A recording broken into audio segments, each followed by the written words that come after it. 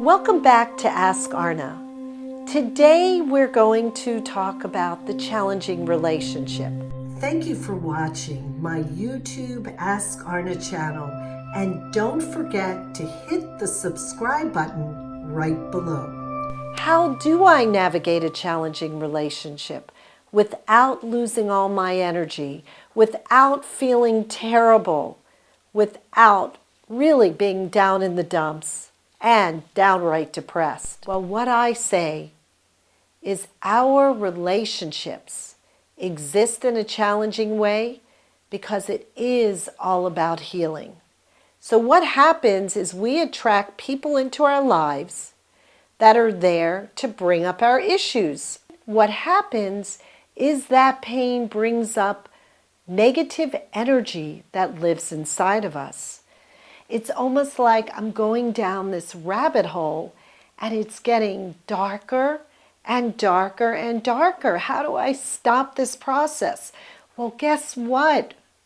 It isn't easy. Because of the fact that negative energy attracts itself, we can easily lose our focus, or what I call the bigger picture, and go into these deep and dark places. So what it's doing is it brings this negative energy up to the surface for healing. Why does negative energy need to be cleared inside of us? Because if we transform this negative energy, there will be a lot more space for positive energy, joy, light, and love in our life. So one of the things that I'd like to do today is teach you the strategy of choice. So when you're in a difficult relationship, you can't control what's going on with the other person, but you can control how you react to it. What I'm saying to you is you can actually step back for a moment and ask yourself the question, why am I having this experience? Why is this happening to me? And what about this experience can help me heal and promote my healing? Well, first I need to give you a little perspective of what's going on when we're triggered. What's happened actually is we have hit what's called the fight-flight mechanism. And what that is this is part of a very ancient part of our brain that gets triggered. So either we want to run out or we want to fight. Now, when we're having a disagreement with a loved one, sometimes this fight-flight mechanism will go off, and it can be really unpleasant and ugly. And what goes on is the after effect of it. We feel tired. We feel like we've been run over by a car. So really, it's the strategy of not allowing us to get into this full-blown reaction. So what I'm going to ask you to do is to take a nice deep breath and stop, ask yourself the question, try to go to a place and remove yourself from the surroundings where you're in this fight, and to be able to recognize when you have gone over the line. Excuse yourself, what we call retreat from the argument. But you never run out and run away. You let the other person know, I'm going to be back when I get my center.